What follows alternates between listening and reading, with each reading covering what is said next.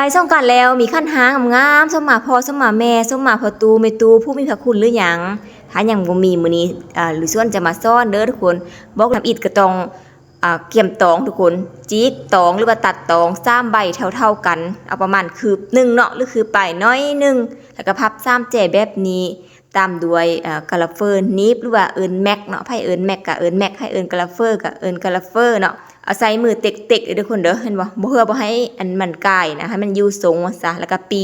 นแล้วก็มาพับแบบนี้อีกเนาะแต่ว่าจงเป็นกลางๆไว้เนาะพับ3แจคืนว่าซั่นซะก็จะได้ตัดแล้วก็จะมานิบกะลาเฟอร์ถ้าว่านิบก่อนตัดแล้วมันคือสินิบยากอยู่เนาะก็เลยตัดก่อนนิบเลยซะเนาะแล้วก็จะมาเกี่ยมตองพับตองแบบนี้เป็นอันเน็บดอกไม้ทุกคนเนาะแล้วก็เน็บเทียนนั่นเองพับเห็นบ่คือนุ่งเครื่องก็เลยเนาะแล้วก็นิบตัวต่อไปก็จะเฮ็ดห่างกันน้อยนึงประมาณข้อมือนึงเนาะเฮ็ดหยับนุ่มๆไปแล้วก็นิบแบบนี้ทุกคนเห็นบ่พอเข้าใจบ่เนาะพับตัวอันยาวๆนี่ขึ้นเถิงทุกคนพับตัวยาวนี่ขึ้นเถิงเนาะกะปั้นประมาณใดเนาะก็คือว่าให้มันป้ายให้มันสูบเขาอัน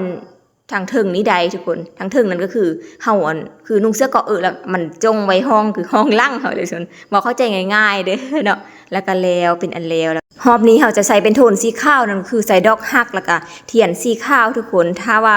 ดอกฮักแบบนี้แกะออกใส่ไม้จิ้มแค้วต่อเด้อทุกคนเด้อเนาะใส่ไม้จิ้มฟันแนวได้ก็เนาะแล้วก็เสียบป้ายเน็บป้ายจะได้บ่สม่ำเสมอก็สามารถแป้งได้ทุกคนเฮ็ดแล้วหมดแล้วมันก็จะมี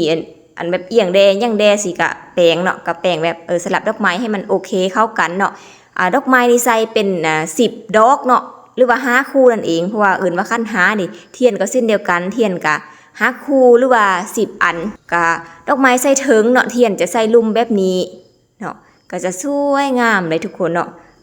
ดอกไม้5คู่เทียน5คู่ก็ถือว่าเป็นอันแล้วเด้อสำหรับคันหางามๆไว้ใส่งานก็ได้หรือว่าใส่ส่งมาพ่อส่งมาแม่ผู้คุณตอนสงกรานต์นี้ก็ได้ทุกคน